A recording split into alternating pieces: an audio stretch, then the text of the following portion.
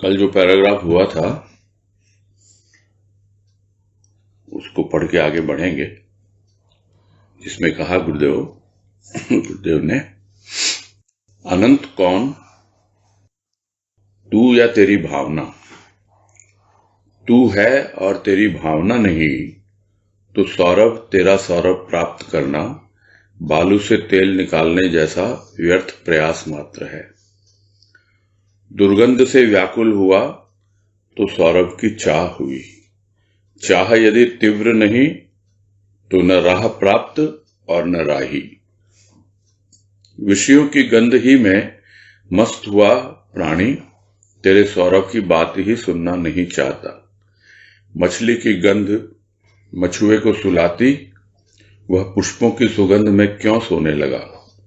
विचित्र है यह संसार और उससे भी विचित्र हैं इस पर वास करने वाले।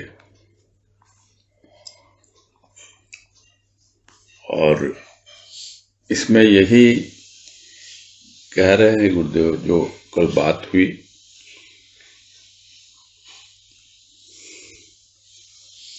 अनंत तो है ही उसका नाम। उसको कुछ भी कहें कि अनंत की महिमा अनंत होती है। अनंत है कौन, तो वो तो अनंत है ही।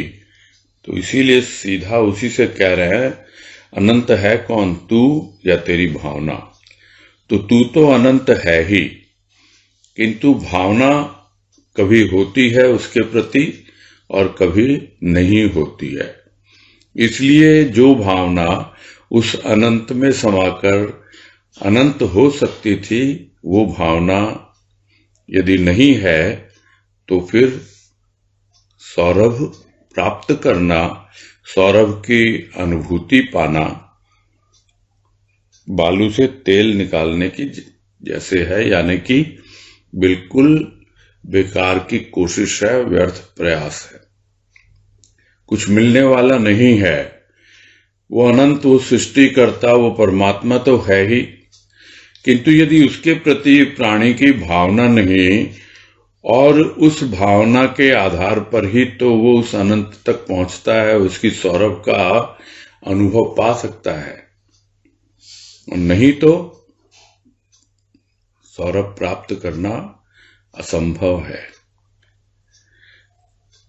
क्यों सौरभ की चाह पैदा होती है?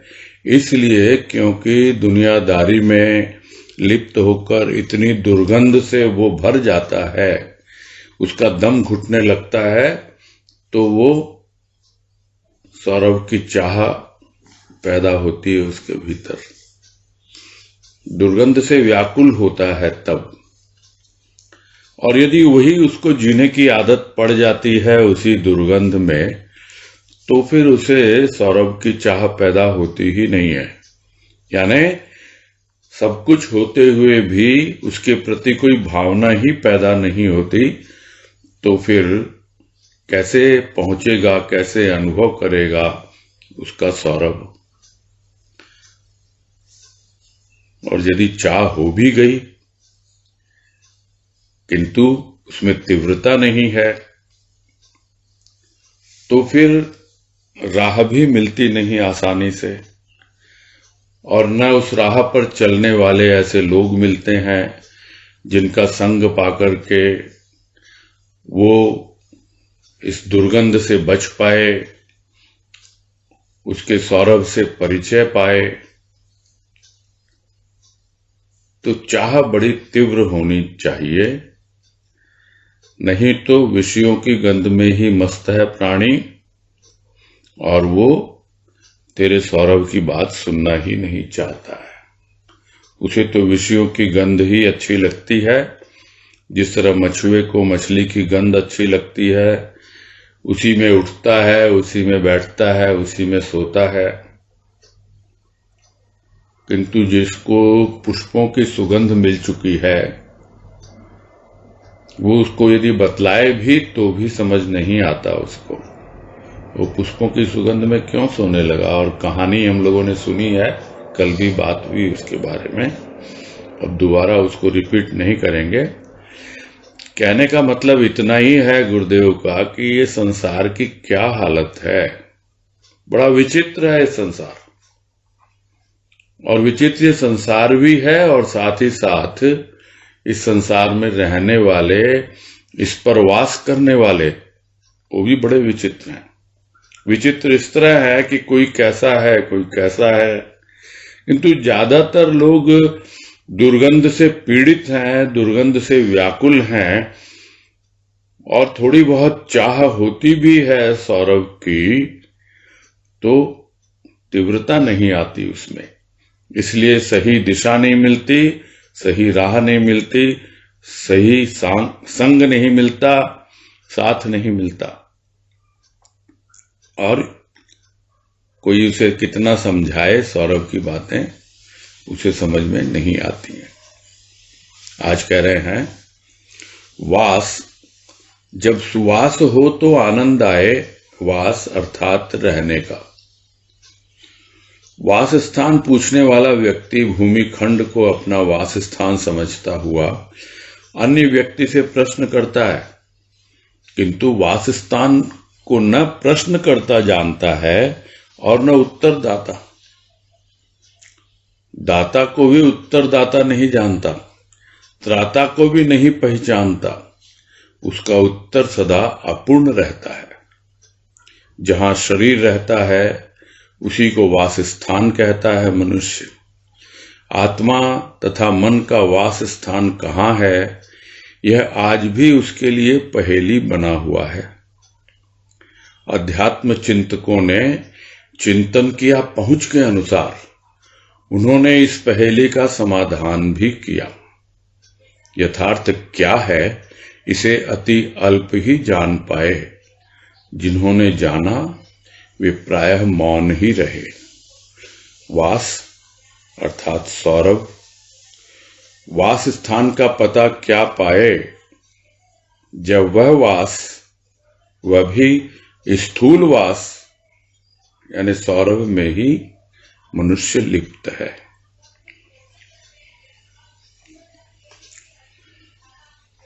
और इस पैराग्राफ में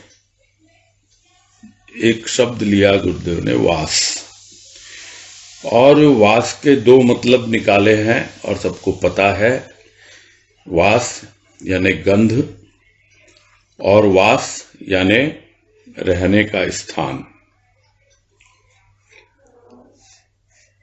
तो जहां वो रह रहा है उसे समझना होगा, और जिस स्थान पे वो रह रहा है वहां पे उसका जीवन किस तरह व्यतीत हो रहा है, क्या उसके जीवन में सुगंध है। तो गंध तो है, वास तो है, किंतु वो वास जब तक सुवास न हो तब आनंद आएगा तो कैसे आएगा। सुवास होगा तभी आनंद आएगा। किसका? वास का, यानी रहने का। यहां आया है, सृष्टि में कुछ दिनों का मेहमान है, यहां रह रहा है। यहां रहने का आनंद तभी आए जब वो दुर्गंध से बचकर सुगंध की ओर आगे बढ़े, तब समझ पाए कि उसका सौरभ, तेरा सौरभ कैसा होता है। और किसी को पूछा जाए, भाई आप कहाँ रहते हो, आपका वास स्थान क्या है, तो यही उत्तर मिलता है, जहां वो रहता है। यानी उसका पता ठिकाना बता देगा। वो जो भूमि खंड है, यानी कौन से शहर में, कौन सी सड़क पर, कौन सा मकान, कौन सी जगह, यह सब बता देगा वो, और उसी को अपना वास स्थान समझता है। और वो भी दूसरे से पूछता है कि भाई तुम कहाँ रहते हो, तुम्हारा वास स्थान क्या है। वो उत्तर भी देता है, किंतु दोनों ही नहीं जानते कि वास्तव में वास स्थान होता क्या है, या जिससे वो वास स्थान पूछ रहा है, रहने का स्थान, और दूसरा उससे पूछ रहा है, दोनों ही इससे परिचित नहीं है कि कहाँ उनका वास्तविक वास स्थान है, क्योंकि उनमें से कोई भी जो उत्तर दे रहा है वो दाता को नहीं जानता। वो उत्तरदाता, जो उत्तर देने वाला, वो दाता को भी नहीं जानता। यानी कौन प्रदाता है, कौन सबको दे रहा है सब कुछ, उसको नहीं पहचानता।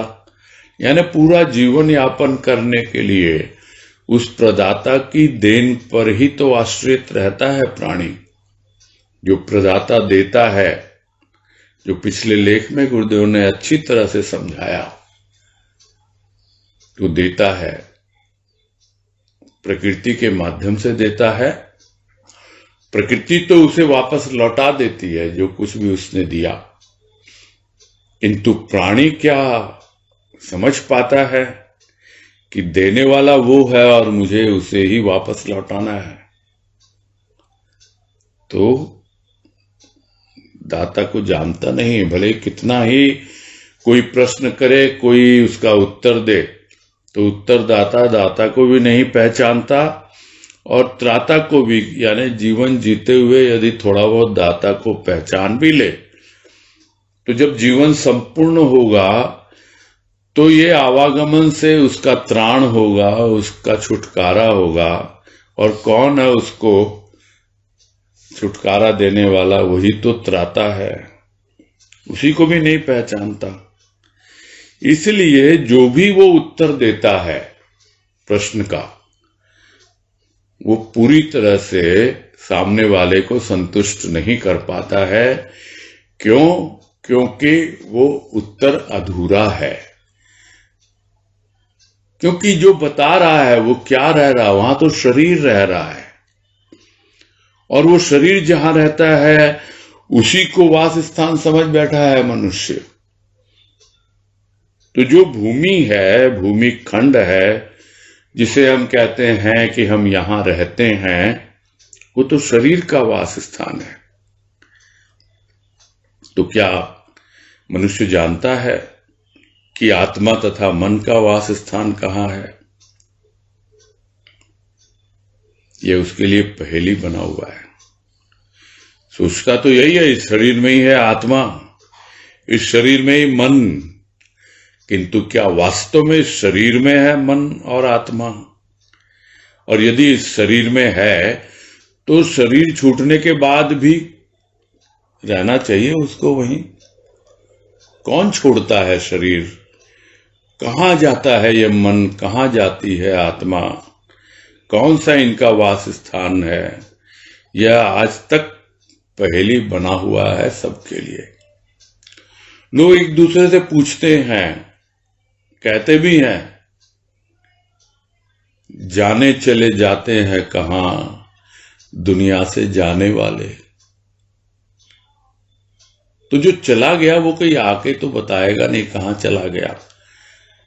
क्या बताएगा? उसको खुद को ही नहीं पता, क्योंकि जब तक वो लौट के आता है पुनर्जन्म लेके, तब तक तो सब कुछ उसकी स्मृति धुल चुकी होती है। पिछले जन्म का किसी को कुछ याद थोड़े रहता है। तो वो भी पहेली बना रहता है कि कहाँ मन है, कहाँ आत्मा है, इनका वास स्थान कहाँ है, कहाँ रहते हैं ये। किंतु कुछ लोगों ने अध्यात्म चिंतन के द्वारा उसको समझने की कोशिश की, वहां तक पहुंचने का प्रयास किया।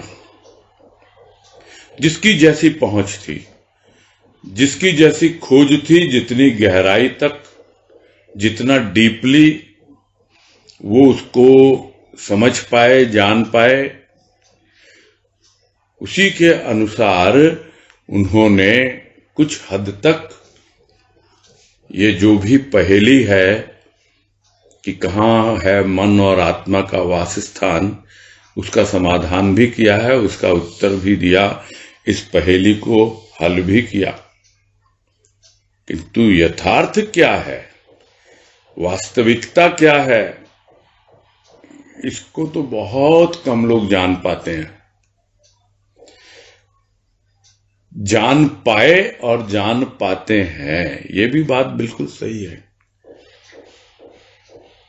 आसान नहीं है इसको जानना, और जो जान लेता भी है तो भी क्या हुआ, वो किसको समझाने चलेगा, कोई सुनना ही नहीं चाहता, समझना ही नहीं चाहता। और उसके लिए जो साधन अपना करके जो साधना करनी है, उसके नाम से ही दूर भागता है। यही चाहता है सब कुछ आराम से मिल जाए, मैं अपने ही कंफर्ट जोन में रहूं, और सब देने वाला जो अब तक देता आया है यह भी दे दे। ये सब चीजें उपलब्ध करनी पड़ती हैं, मौजूद है, किंतु वहां तक पहुंचना होता है, और वही उपलब्धि कहलाती है।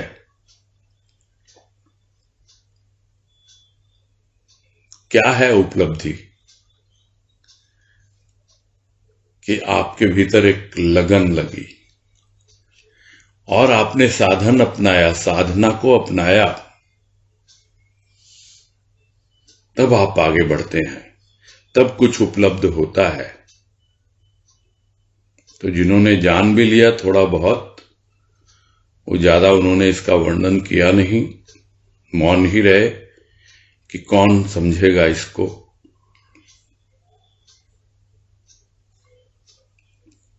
तो जो वास है, सुगंध है, उसका वास स्थान का पता क्या पाए? क्यों नहीं समझ पाते लोग, और क्यों नहीं समझा पाते? क्योंकि जो मनुष्य, साधारण मनुष्य, वो तो स्थूल वास में, यानी जो स्थूल की सौरभ है, यानी स्थूल वस्तुओं से जो सौरभ मिल रही है, वो उसी में लिप्त है। और उसके भीतर जो वास्तविक सौरभ, वो जहां पे बसती है, जो उसका वास स्थान है, उसके बारे में क्या पता पाएगा, जबकि वो स्थूल वास यानी स्थूल की सुगंध में ही लगा हुआ है। ये स्थूल का खेल क्या है, कितनी बार समझाते हैं गुरुदेव, और अभी जो समझा रहे हैं उसमें यही समझ में आ रहा है कि यह तो कागज के फूल हैं, जिसके ऊपर थोड़ा सा डिओड्रेंट छिड़क दिया गया है, और प्राणी उसी को असली फूल समझ बैठा, और उसी सुगंध को फूलों की सुगंध मान बैठा है। वास्तविक सुगंध तो अपने भीतर में है, सूक्ष्म में मिलती है वो सुगंध, वो नकली फूलों से नहीं मिलेगी, स्थूल में नहीं मिलेगी, भीतर में मिलेगी। वही असली हमारा वास स्थान है। और जब तक उसकी ओर ध्यान नहीं जाता प्राणी का, तो कोई बताने वाला बताए भी तो क्या बताए, देखता है समझ में नहीं आ रहा है, इसलिए वो मौन रहता है, ज्यादा बोलता नहीं, और गुरुदेव की तरह लिखकर चला जाता है। ये सब बातें कभी कही नहीं उन्होंने प्रवचनों में। हाँ, वाणी का रूप अलग है, जो भाव निर्झरणी में है, वो भावों की एक अवस्था विशेष है। किंतु यह जो भी लिख रहे हैं गुरुदेव, या लिखा गया, वो बिल्कुल इत्मीनान से सोच समझ के कि भाई इन सब बातों को मैं यदि कुछ कहूंगा तो लोग समझ ही नहीं पाएंगे, और बाद में भी कितना समझेंगे, इसीलिए वो खुद भी चुप रहे। और ज्यादातर लोग चुप ही रहते हैं इसके बारे में, क्योंकि ये सब ऐसी है पुस्तकें गुरुदेव की लिखी हुई, और बार बार ये बातें कही जाती हैं, अच्छा नहीं लगता है बोलते हुए भी, किंतु यह सच्चाई है, ये एकदम फैक्ट है कि ऐसी हैं पुस्तकें कि कोई भी उन लेखों में दिमाग लगाना चाहता नहीं है। जिस तरह की मधुमक्खी का छत्ता हो, कोई छेड़ना नहीं चाहता उसको। कहां से क्या क्या मधुमक्खी आके काटेगी, कौन सा प्रश्न, कौन सी बातें कहां कहां से चुभेंगी, डंक मारेंगी, और उसका उत्तर मिलेगा नहीं। इस वजह से हमेशा दूर रहता है। यही कह रहे हैं गुरुदेव कि भाई जिन्होंने जाना वे प्रायः मौन ही रहे, ज्यादा कुछ कहा नहीं, कि कहें तो आखिर किसको कहें, सुनने वाले ही कितने अल्प हैं, और समझने वाले और समझकर उसे जीवन में उतारने वाले, वो तो जो कहा ना बहुत ही कम मिलते हैं। आगे कह रहे हैं, वासस्थान सौरभ का उद्गम तथा वासस्थान संसार में रहने का स्थान, दोनों में अंतर है यह तो स्पष्ट है।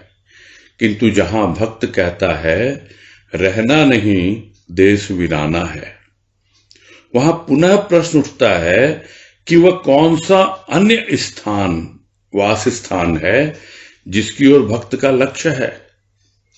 शायद वह स्थान है जहां से वास का उद्गम होता है।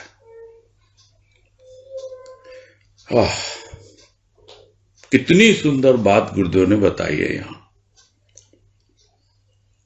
कि कहां है उस वास का उद्गम,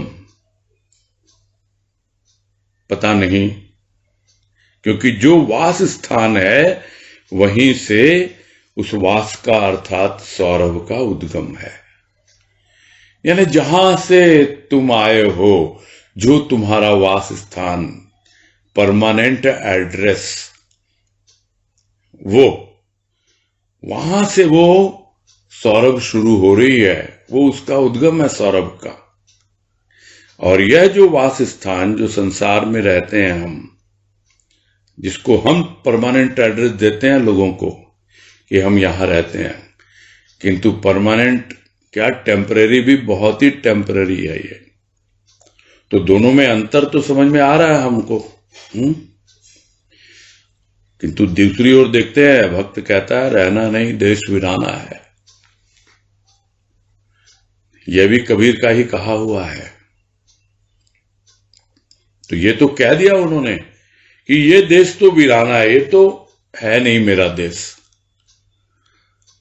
तो प्रश्न तो उठेगा ही ना कि आखिर वो कौन सा देश है, वो कौन सा अन्य स्थान है जो तुम्हारा देश है, जहां के तुम रहने वाले हो, जो तुम्हारा वास स्थान है।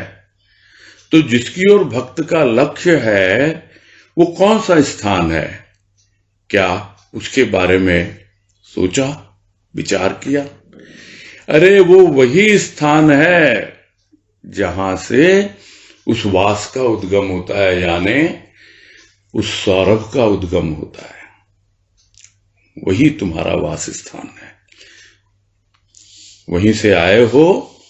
और जिस दिन उस सौरभ के उद्गम तक पहुंच जाओगे तो तुम्हें अपना वास स्थान पता लग जाएगा। आगे कह रहे हैं, व्यक्ति प्रधानता धन को दे या कर्म को दे या सेवा आदि महान कार्यों को, किंतु ये कार्य तो जलती हुई अग्नि पर कुछ छींटे डालने के सदृश हैं। अग्नि शांत होने की नहीं, चींटी की घ्राण शक्ति तीव्र होती है। शक्ति का आधार पाकर वह उसे प्राप्त करती है जिसके द्वारा उसकी क्षुधा शांत होती है। मनुष्य में ग्रहण शक्ति तीव्र है। यदि उस शक्ति का उपयोग मनुष्य करता है तो उसे अलभ्य की भी प्राप्ति हो सकती है तथा होती भी है। तीव्रता का अभाव गति को मंथर कर देता है। वह गूढ़ भाव को न जान मूढ़ बना संसार में भ्रमण करता रहता है। भ्रमण भ्रम में हो तो रमण के आनंद से मनुष्य वंचित रह जाता है, रहता है, जाता है, न भ्रमण से मुक्त होता है और न भ्रम से। वह सौरभ, तेरा सौरभ कब प्राप्त कर पाता है।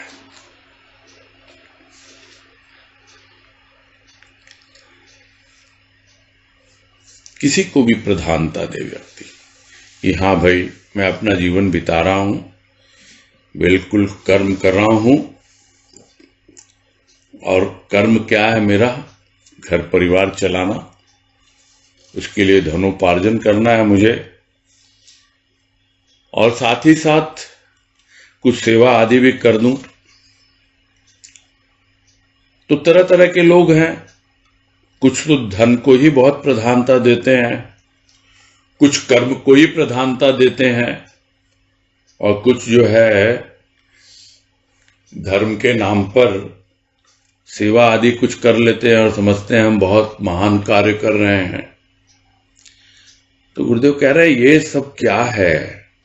ये तो जिस प्रकार से कोई आग जल रही है और उस आग पर थोड़े बहुत छींटे डाल दो, उससे क्या आग बुझेगी? क्या आग नहीं बुझेगी। उसके लिए तो काफी जल की आवश्यकता पड़ती है। जलती हुई अग्नि पर जल चाहिए, भर भर के बाल्टी। छींटों से कुछ नहीं होने वाला। यानी जिसको एक कहावत हम कहा करते हैं, ऊंट के मुंह में जीरा, ये तो ऐसा ही है कि उससे क्या फर्क पड़ेगा? उससे क्या ऊंट की भूख शांत हो जाती है? उसी तरह क्या अग्नि शांत हो जाती है?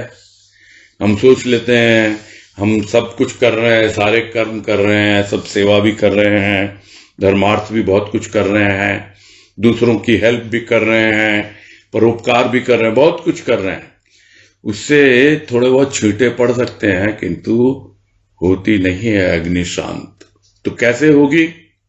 तो चींटी का उदाहरण लेके समझा रहे हैं गुरुदेव कि चींटी की जो घ्राण शक्ति है बहुत तीव्र होती है। घ्राण मतलब सूंघने की शक्ति।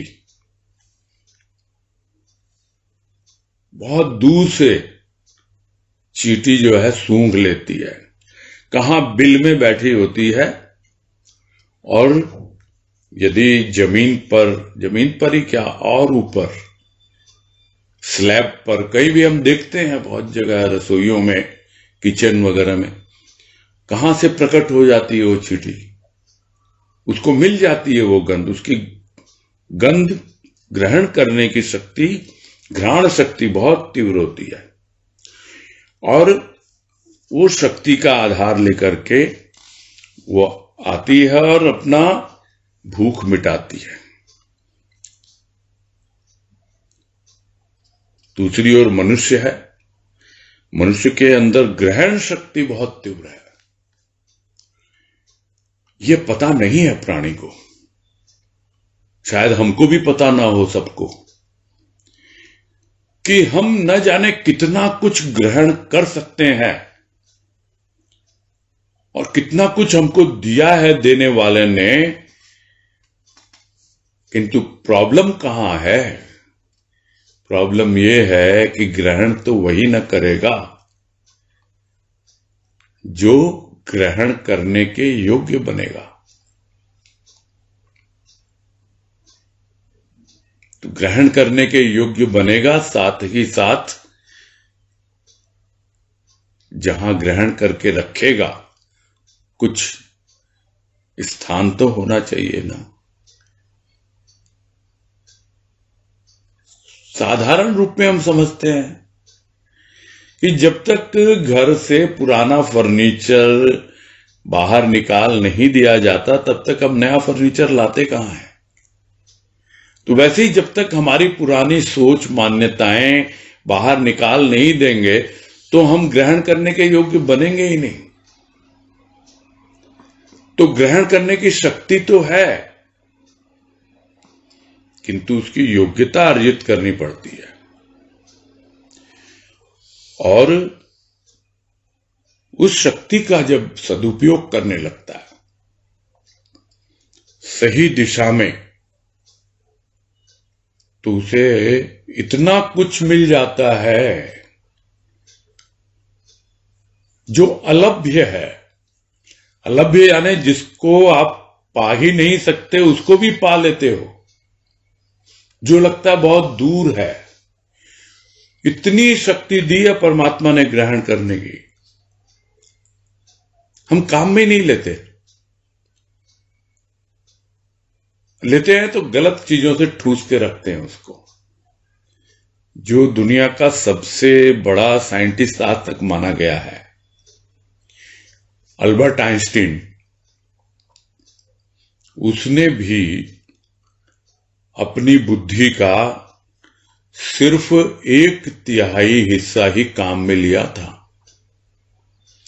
अब सोच लें, हम जिसे हम इतना महान वैज्ञानिक समझते हैं, यह तो कुछ गिने चुने संत महापुरुष होते हैं जिनकी प्रज्ञा जागती है और उनकी बुद्धि इतनी प्रकाशित हो जाती है पूर्ण रूप से, तब उनको समझ में आता है कि जो कल तक मुझे अलभ्य लग रहा था कि मैं किस तरह इसे प्राप्त करूं, क्या मैं इसकी योग्यता रखता हूं, किंतु उस अलभ्य की प्राप्ति हो सकती है यदि वो उस शक्ति का उपयोग करे, और उन्होंने किया। हो सकती ही नहीं, होती भी है।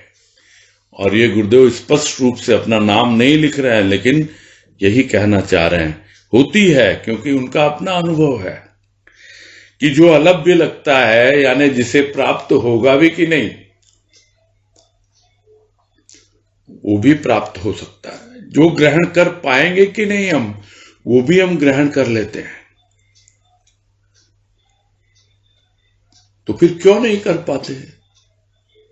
तो बार बार वही बात समझा रहे हैं गुरुदेव कि तीव्रता का अभाव, जो पहले भी कहा कि जब तक तीव्रता नहीं आती तब तक कैसे आगे बढ़ेगा। वो तीव्रता का अभाव जो है चलता है बिल्कुल धीरे धीरे मंथर गति से। कितना विशाल काय है हाथी, किंतु उसकी गति कोई बहुत तेज नहीं है, दौड़ नहीं पाता वो। कितनी छोटी सी है चींटी, किंतु उसकी स्पीड देखो, उसकी गति कभी मंथर नहीं होती। वो अपनी घ्राण शक्ति का बिल्कुल सही दिशा में उपयोग करती, क्योंकि उसको तो अपना पेट भरना है, उसके बाद बुद्धि नहीं है। लेकिन जो शक्ति परमात्मा ने उसको दी है, उसका पूरी तरह से उपयोग करती है चींटी। किंतु मनुष्य के भीतर में ग्रहण शक्ति है, और वो उसका पूरा उपयोग इसलिए नहीं कर पाता क्योंकि वो सुस्ती रहती है, उसमें आलस रहता है, गति उसकी ढीलम ढाल, इसलिए हाल बेहाल। तो यही कह रहे हैं गुरुदेव, गति को मंथर कर देता है। इतनी गूढ़ बातें आती हैं उसके सामने, किंतु उसको न जानता है न समझता है, और मूड बना हुआ संसार में चक्कर काटता रहता है। आता है चला जाता है, समझ में ही नहीं आता कि मैं आया इस संसार में भ्रमण करने के लिए आया, घूमने फिरने के लिए आया। तो घूमने फिरने का आनंद तो उठाना है ना, किंतु कहां रमण करता है? भ्रम में, भ्रम में ही पड़ा रहता है। बुद्धि का भ्रम दूर होता ही नहीं उसका, गूढ़ भावों का उसका रहस्य जान ही नहीं पाता, इसलिए रमण के आनंद से वंचित रह जाता है। कि आया संसार में, जो पहले भी कहा गुरुदेव ने, खेलने के लिए और खेल देखने के लिए, उसी में आनंद है, किंतु उस आनंद से वंचित रह जाता है। चलता ही रहता है भ्रमण, आना जाना, रहता है यहां फिर चला जाता है, तो न तो भ्रम से मुक्त हो पाता और न भ्रमण से। तो ऐसे प्राणी के सामने यदि सौरभ की बातें की जाए, तेरा सौरभ की बातें की जाए, तो न तो वो उसको सोचता है, समझता है, और ग्रहण करना और उसमें तीव्रता लाना बहुत कठिन कार्य है। इसीलिए कह रहे हैं, तो वो सौरभ और तेरा सौरभ कब प्राप्त कर पाता है? प्रश्न करके छोड़ दिया गुरुदेव ने। कब प्राप्त कर पाता है? तभी प्राप्त कर पाता है जब वो सही दिशा में उस ग्रहण शक्ति का उपयोग करता है और साथ ही साथ सुस्त नहीं पड़ता, उसकी गति में तीव्रता रहती है और लगन रहती है, आगे बढ़ता हुआ चला जाता है। आगे कह रहे हैं, देव आए, दानव आए, मनुष्य आए, अन्य प्राणी भी आए तेरा सौरभ प्रसारित करने के लिए, किंतु क्षमता किनमें थी कि तेरा सौरभ फैला सके? जिसे तुमने अपना प्रेम दिया, हृदय दिया, भावना दी, वही कुछ अंशों में तुम्हारा गुणगान कर धराधाम से विदा हुआ। अनुपम है तुम्हारा सौरभ, जो अदृश्य रहते हुए भी प्राणों को ऐसा सौरभ प्रदान करता है कि सर्वत्र सौरभ ही सौरभ का आनंद प्राप्त कर भूल बैठता है उस जगत को, जो सम्मुख रहता हुआ भी प्रतीत नहीं होता। और इसमें यही कह रहे हैं गुरुदेव कि सब तरह के लोग आए हैं संसार में। देव आते हैं, दानव भी आते हैं। देव आते हैं अवतारी बन के, और दानव तो रहते ही हैं यहां हर वक्त, और मनुष्य हैं। उन मनुष्यों में ही कुछ देव हैं, कुछ दानव है, मनुष्य भी बहुत कम है। तो ऐसे में कितने तरह के प्राणी आए और गए। उद्देश्य क्या था उनका? उनका उद्देश्य था कि तेरा सौरभ प्रसारित हो उनके माध्यम से। किंतु कहां क्षमता है किसी में कि वो तेरा सौरभ प्रसारित कर पाए, फैला पाए?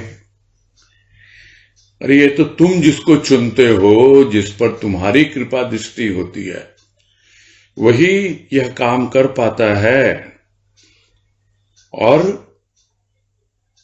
वही इसके योग्य बनता है जिसे तुमने अपना प्रेम दिया है, हृदय दिया है, भावना दी है। यानी तुमने अपने पास कुछ भी नहीं रखा, अपना प्रेम दे दिया, हृदय दे दिया, जो भी भावना दी, सब कुछ दे दिया तुमने उसको। तो वह अब तुम्हें क्या दे? कुछ अंशों में ही तुम्हारा गुणगान करता है, और गुणगान करके जितनी उसकी क्षमता है, जितना उसका जीवन काल है, जीवन की अवधि है, उसे पूरा करके तुम्हारी महिमा, तुम्हारा गुणगान करके चला जाता है। और उसको भी पता है वो गुणगान नहीं कर रहा, गुणगान तो स्वयं हो रहा है। तेरा दिया हुआ प्रेम, तेरा दिया हुआ भाव, वही तो भीतर रहता है उसके, और वो स्वयं वो प्रेम और भाव के रूप में तुम ही तो अपना गुणगान कर रहे हो। समझता है वो। कहते कहते भजन की पंक्तियां याद आ गई कि गुण निर्गुण के कौन सुनावे, प्रभु निज ही अपनो गुण गावे। सुन सुन सुन मोरी प्यारी सखीरी, गुण की धुन मन भंवरा भावे। ये मन भंवरा जो है वही उस सौरभ के पीछे दौड़ता है।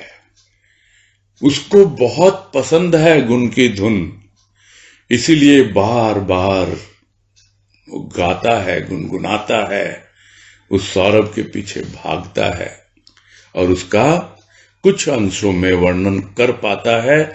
लेकिन वो वर्णन भी कौन करता है? वही निर्गुण परमात्मा, जो प्रेम और भाव के रूप में हमारे भीतर विद्यमान है। तो गुणगान करके, गुण गाकर तो विदा हो जाते हैं लोग, किंतु जो सुगंध छोड़ जाते हैं, जो सौरभ दे जाते हैं लोगों को, वो दिखलाई नहीं देती है। और जो सौरभ उन्होंने अनुभव की, वो भी दिखलाई नहीं देती है, क्योंकि तुम जो सौरभ उनके प्राणों में भर रहे हो, वो ऐसा सौरभ है कि सर्वत्र चारों ओर सौरभ ही सौरभ, भीतर भी बाहर भी। ये तेरा सौरभ है जो भीतर बाहर, बाहर भीतर का भेद संपूर्ण कर देता है, पूरा कर देता है। कोई है ही नहीं, कोई अंतर ही नहीं रहता। और उस सौरभ के आनंद में इतना मगन हो जाता है कि जो स्थूल जगत इन चर्म चक्षुओं के सामने है, वहां उसकी दृष्टि जाती ही नहीं, टिकती ही नहीं, पता ही नहीं लगता कि ये संसार भी है उसके सामने। प्रतीत ही नहीं होता कि मैं इस संसार में रह रहा हूं और मेरी आंखों के सामने यह दुनिया चल रही है। बस वो तो उस सौरभ को लुटाता रहता है और वो सौरभ जो प्रदाता उसे देता रहता है। आगे कह रहे हैं, तेरा सौरभ ऋतुओं के बंधन में नहीं आता। ये ऋतुएं परिवर्तनशील हैं, किंतु तेरा सौरभ अपरिवर्तनशील है। आत्मा है, परमात्मा भी है, जगत भी है, जगदीश्वर भी।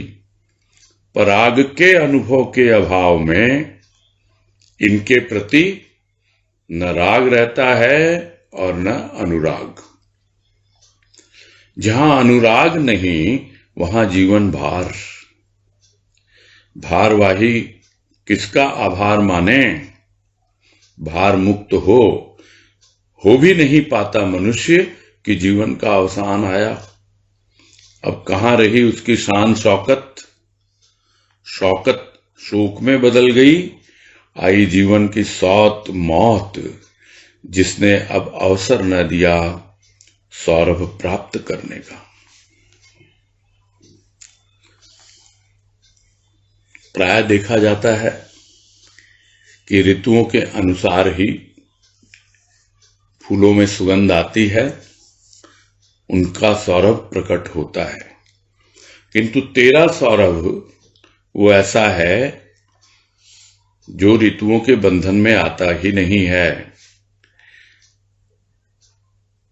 ऋतुएं बदलती रहेंगी तो क्या तुम्हारा सौरभ कभी कम हो जाएगा, कभी ज्यादा हो जाएगा, या कभी लुप्त हो जाएगा, कभी प्रकट हो जाएगा? अगर ऐसा हो रहा है तो वो तेरा सौरभ नहीं है। ये प्रकृति के खेल है। प्रकृति में बाहर ऋतुएं बदलती हैं, रूप बदलती रहती है प्रकृति। उसी तरह भीतर की प्रकृति भी ऋतुएं बदलती रहती हैं। कभी बहुत खुश है, प्रसन्न है, और कभी बहुत। किंतु जिसने उस सौरभ को पकड़ लिया, अनुभव कर लिया, वो सुगंध उसके भीतर हमेशा बनी रहती है। उसको पता है वो अपरिवर्तनशील है। थोड़े से में ही वो उस गूढ़ रहस्य को कुछ अंशों में अनुभव कर लेता है। इसलिए उसे पता लग जाता है कि ये ऋतुएं तो परिवर्तनशील हैं, किंतु तेरा सौरभ अपरिवर्तनशील है। तो होने को तो सब कुछ है। आत्मा है, परमात्मा है, जगत है, जगदीश्वर है, सभी कुछ है। किंतु पराग अनुभव के अभाव में। तो पराग क्या है? पराग तो तभी प्रकट होता है जब कलियां खिलती हैं। जो लेख अभी किया हमने थोड़े दिन पहले, ये कलियां, तो कली जब खिलती है तभी उसका पराग प्रकट होता है, तभी वो पुष्प का रूप धारण करती है, और वो जो पराग है वहीं से ही सौरभ प्रसारित होता है। तो वो पराग जो है उसका अनुभव आना चाहिए, उसके अभाव में है ही नहीं, न आत्मा के प्रति, न परमात्मा के प्रति, न जगदीश्वर के प्रति, न जगत के प्रति, किसी के प्रति न तो राग है और न अनुराग है। थोड़ा सा पराग का अनुभव आए तो जैसे भंवरा है, दिख जाता है पराग से, गाने लगता है, गुनगुनाने लगता है। रागिनी तरह तरह की राग अपने आप प्रकट होने लगती है। तो पराग के अनुभव के अभाव में ही न वो गुनगुनाहट रहती है, न वो राग रहता है, और न अनुराग रहता है, उनके प्रति कोई प्रेम भी नहीं होता। और जहां अनुराग नहीं तो कैसा है वो जीवन? तो ये तो बात कितनी बार समझा दें गुरुदेव, जहां अनुराग नहीं प्रभु के प्रति, वहां तो जीवन रहेगा ही भार स्वरूप। ढो रहा है अपने जीवन को, कितने कितने तरीकों से समझाएंगे। जो पहले भी एक बार कहा कि जिंदा आदमी अपनी ही लाश को ढो रहा है, जीते जी मुर्दे के समान जी रहा है, समझ नहीं पाता कि ये भार है तो कैसे इसे दूर किया जाए। अरे प्रभु के प्रति अनुराग पैदा करो, अनुराग होगा तो अपने आप जीवन का भार दूर होगा, हल्कापन अनुभव में आएगा। तो जो भार से दबा हुआ है, जो भारवाही है, यानी भार को लेकर चल रहा है, वो किसका आभार माने भाई? मान ही नहीं पाता। बोले मैं तो ऐसे ही दबा पड़ा हूं इन सब चीजों, आप बोल रहे हो प्रभु से प्रेम करो, ये करो। अरे मेरे कितनी जिम्मेदारियां हैं, कितना कुछ है, मेरे को ये करना वो करना। वो तो न जाने किन किन भार के तले दबा जा रहा है, और भार मुक्त हो भी नहीं पाता वो मनुष्य, और सारा जीवन ऐसे ही निकल जाता है। जीवन का अवसान आ गया। तो जिसके लिए भार ढो रहा था जिंदगी भर, रुपये पैसे के लिए, क्यों रुपया पैसा? शान और शौकत दिखाने के लिए। तो कहां गई है वो शान और शौकत भाई? अब वो शौकत तो शौक में बदल गई। पहले तो शौक था, लेकिन मरते मरते उसको बड़ा झटका लगता है, शौक लगता है, और वो जो शौक लगता है तो फिर शोक होने लगता है, दुख होने लगता है। बदल गई उसी में। और फिर देख रहा है आंखों के सामने जो जीवन की सौत है, सौत यानी साथ साथ चलती रहती है वो। जैसे ही प्राणी जन्म लेता है, ये जिंदगी और मौत दोनों साथ चलती है।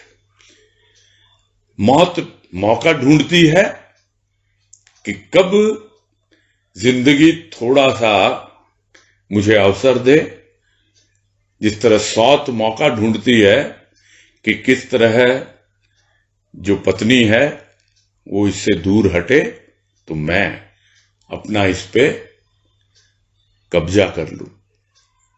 तो इस अवस्था में पूरा जीवन व्यतीत करते करते ये जीवन की जो सौत है, ये मौत, वो आ गई और निकल गया सारा अवसर। पूरा जीवन निकल गया। तो अब अवसर था ही नहीं सौरभ प्राप्त करने का। पछतावा, शोक, पश्चाताप क्या हाथ मलते रह जाता है। तो अब पछतावे हो तो क्या, जब चिड़िया चुग गई खेत। जीवन तो बीत गया और चिड़िया खेत चुग गई। अब ये सौत तैयार बैठी है मौत के रूप में। बड़ी विकट परिस्थिति प्रस्तुत हो जाती है और संत महापुरुष को देख पाते हैं और वर्णन करते हैं, देखो ऐसा ही होने वाला है तुम्हारे साथ यदि तुम अपनी जो ग्रहण शक्ति है उसको सही दिशा में नहीं लगाओ और अपने ग्रहण करने की क्षमता में तीव्रता न लाओ, फिर खाली बातें ही बातें, मूड बन के रहोगे और गूढ़ भावों को समझ नहीं पाओगे। यूं ही आओगे और यूं ही चले जाओगे। सब देख पा रहे हैं गुरुदेव, इसीलिए ये सब वर्णन कर रहे हैं। पूरा करते हैं।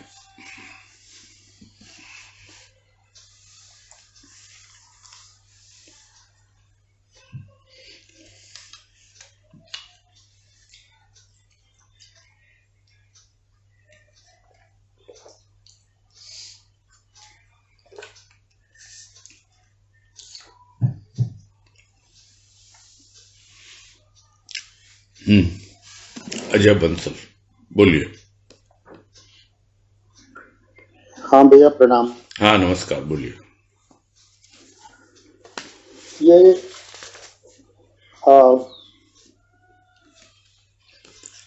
इतने दिनों से सब सुन रहे हैं और अंदर ऐसा महसूस हो रहा है कि पॉजिटिविटी आ रही है, थोड़ा सा झुकाव आ रहा है। तो मेरे ख्याल से तीव्रता आ रही है। अब मतलब क्या है सर, कभी कभी ऐसा लगता है कि slow and steady wins the race.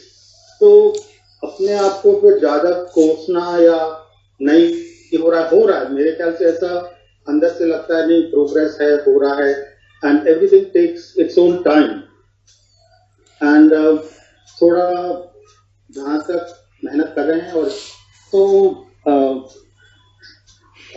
is it the right attitude to be patient and be happy with what you're doing and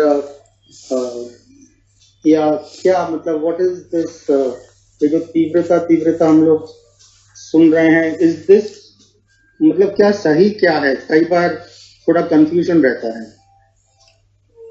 ये तीव्रता जो है ना, ये भीतर की है। इंटेंसिटी जिसको कहते हैं हम, तीव्रता मतलब it is not quantitative, it is qualitative. हाँ बराबर है। हाँ, आप जो तीव्रता जो है वो क्वालिटी में होनी चाहिए। मतलब तीव्रता का मतलब है कि आप उसकी जो क्वालिटी है उसको और प्यूरिफाई कीजिए और अच्छे से आप वो बनाए रखिए। ये बात तो सही है, स्टडीनेस तो चाहिए, लगे रहना पड़ता है, बिल्कुल संदेह नहीं है इसमें। अब वो स्लो है या फास्ट है वो तो उसी पे छोड़ दो।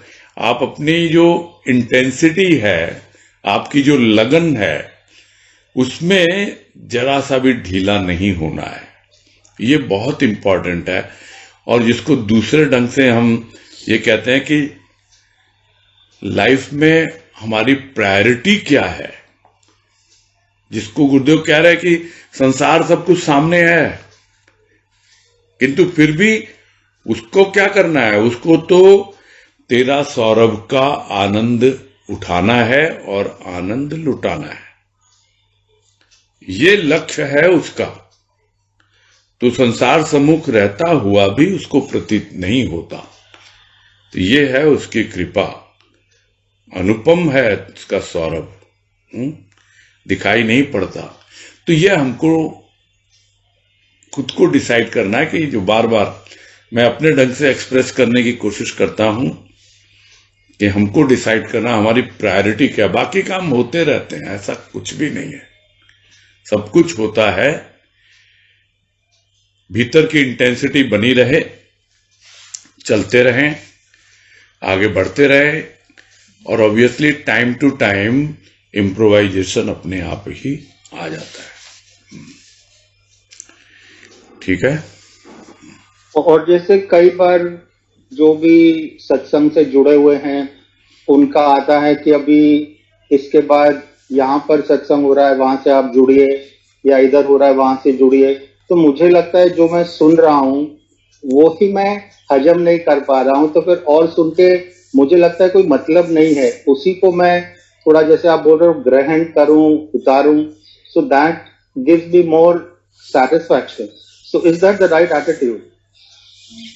देखो, सब जगह सत्संग हो रहे हैं, सब रूपों में हो रहे हैं, वो अलग चीज है। आपकी क्या चॉइस है, जो मैं बोल रहा था ना अभी 2 मिनट पहले ही, कि आपको क्या चाहिए, आपको पता होना चाहिए। आपको किसमें इंटरेस्ट है, आपकी क्या चॉइस है। सब तरीके से सब उसी का गुणगान कर रहे हैं, कुछ अलग कोई कुछ भी नहीं कर रहा है। अब डिपेंड ये कर रहा है ना कि किस दृष्टिकोण से, किस एंगल से हो रही चीजें। सत्संग तो हो ही रहे हैं, ऑनलाइन सत्संग कितने हो रहे हैं, जगह जगह हो रहे हैं। हाँ ठीक है, विशेष कुछ होता है तब तो ठीक है, हम भी ज्वाइन करते हैं, ऐसा नहीं है। लेकिन जो डे टू डे बेसिस पे जो सत्संग होते हैं, सब अपनी अपनी चॉइस के हिसाब से ज्वाइन करते हैं। जिसको जो चाहिए, गुरुदेव ने सब कुछ दे रखा है, सब है। लोग अपना अनुभव भी शेयर करते हैं, कोई किसी के साथ, कोई किसी के साथ, संस्मरण के रूप में भी लोग बताते हैं।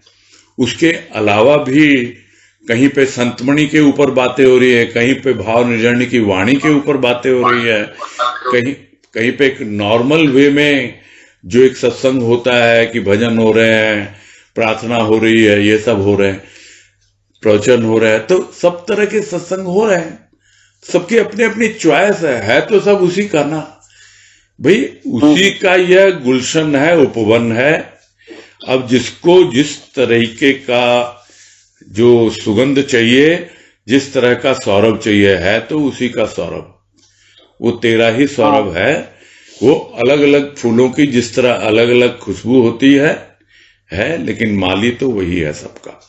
मेरा तो यही मानना है। अब जिसको जो अच्छा लगता है वो उसमें जुड़ता है, बस इतनी सी बात है। और आप अगर ये सोचो कि मैं ये भी कर लूं, मैं वो भी कर लूं, तो वो तो डिपेंड करता है आपके पास कितना समय है और आप कितना उस पे, हाँ, कितना आप कंसंट्रेट कर पाते हो। सिर्फ नाम के वास्ते जुड़ने से कुछ नहीं होता है ना।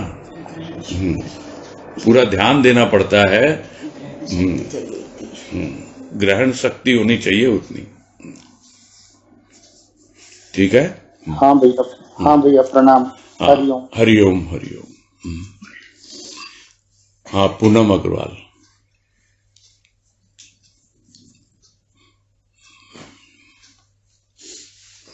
हरिओम भैया, प्रणाम। हाँ हरिओम, बोलिए। भैया, ये जो पैराग्राफ आया, वास जब श्वास हो तो आनंद आए, वास अर्थात रहने का, ये वाला जो पैराग्राफ है ना, इसमें ये लाइन थी कि अध्यात्म चिंतकों ने चिंतन किया, पहुंच के अनुसार उन्होंने इस पहेली का समाधान भी किया। यथार्थ क्या है, इसे अपनी अज्ञान। तो ये दोनों में डिफरेंस है। जैसे अध्यात्म चिंतकों ने जो बताया वो मतलब पूरा नहीं बता पाए, ये बात कहना चाह रहे हैं गुरुदेव। क्या मतलब दोनों में डिफरेंस क्या, यथार्थ में और उन चिंतकों ने जो बताया उसमें? जिसकी जहां तक पहुंच थी, हाँ, जिसका जिस लाइन में इंटरेस्ट था, जो अभी बात हो रही थी कि कुछ लोगों को ये सब बातें अच्छी नहीं लगती है, माने रुझान ही नहीं है, इंटरेस्ट ही नहीं है इन सब बातों पे जो हम पुस्तकों में कर रहे हैं, उनकी कृपा से, गुरुदेव की कृपा से तो है नहीं, उनकी पहुंच ही नहीं हो पाती वहां तक। तो क्या वो आध्यात्मिक चिंतन नहीं कर रहे हैं? कर रहे हैं। उनकी पहुंच अपनी तरह, अपनी जगह है। तो सबकी अपनी अपनी पहुंच है। जो आध्यात्मिक चिंतक होते हैं वो चिंतन करते हैं, लेकिन सबकी पेनिट्रेटिंग पावर जिसको कहते हैं, कितनी गहराई तक जा पाते हैं, तो जिसकी जितनी पहुंच होती है उस पहुंच के अनुसार ही उन्होंने इस पहेली का हल किया है। बहुत बार हम देखते हैं, आप वर्ग पहेली सॉल्व करते हो क्या?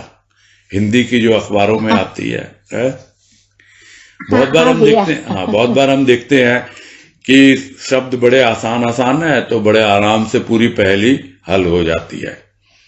बहुत बार नहीं हमको शब्द मिलते हैं, पहेली सॉल्व नहीं कर पाते हैं, किंतु जितनी हमारी नॉलेज होती है, जितनी हमारी पहुंच होती है, उतना तो हम उस पहेली का हल कर ही लेते हैं ना, समाधान कर ही लेते हैं।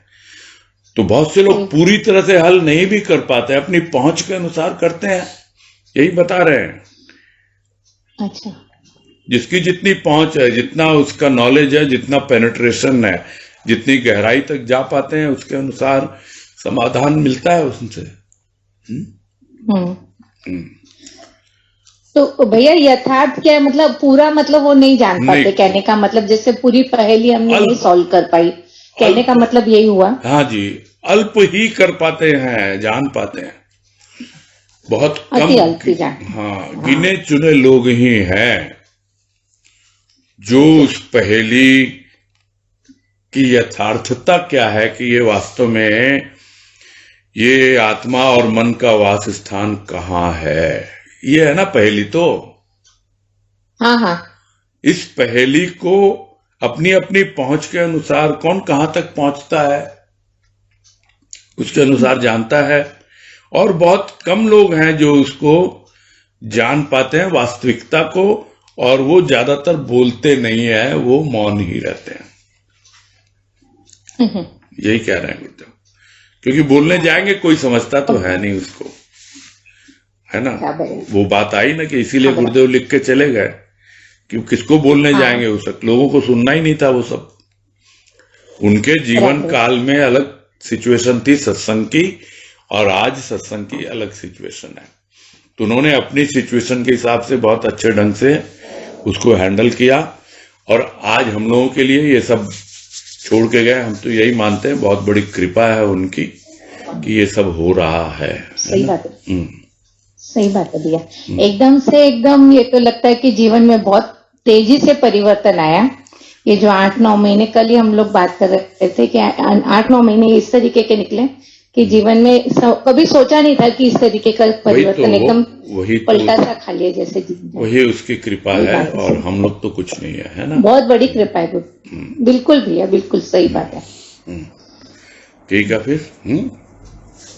ठीक है भैया, हरिओम। हरिओम, हरिओम। हाँ हरिओम, हाँ पूरा करते हैं।